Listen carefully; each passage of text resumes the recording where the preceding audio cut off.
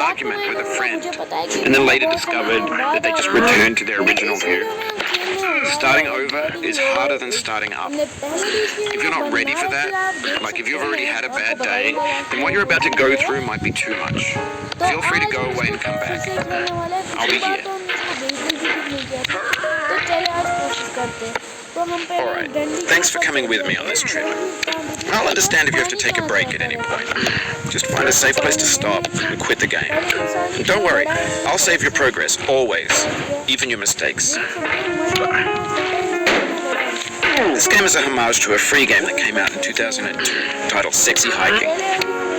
The author of that game is Jazuo, a mysterious Czech designer who was known at the time as the father of B games.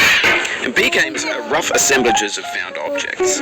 Designers slap them together very quickly and freely, and they're often too rough and unfriendly to gain much of a following. They're built more for the joy of building them than as polished products. In a certain way, Sexy Hiking is the perfect embodiment of a B game. It's built almost entirely out of found and recycled parts, and it's one of the most unusual and unfriendly games of its time. In it, your task is simply to drag yourself up a mountain with a hammer. And that act of climbing, in the digital world or in real life, has certain essential properties that give the game its flavor. No amount of forward progress is guaranteed.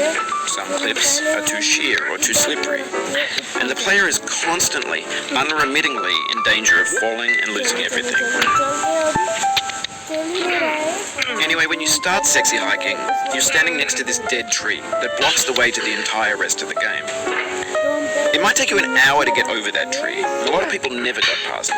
You prod and you poke at it, exploring the limits of your reach and your strength, trying to find a way up and over. And there's a sense of truth in that lack of compromise. Most obstacles in video game worlds are fake. You can be completely confident in your ability to get through them once you have the correct method or the correct equipment or just by spending enough time.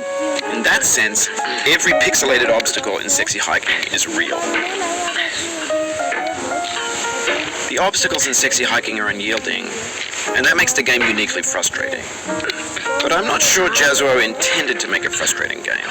The frustration is just essential to the act of climbing, and it's authentic to the process of building a game about climbing. A funny thing happened to me as I was building this mountain. I'd have an idea for a new obstacle. When you're building a video game world, you're building with ideas, and that can be like working with quickset cement. You can't change the world, not without breaking it into pieces and starting fresh with new ideas.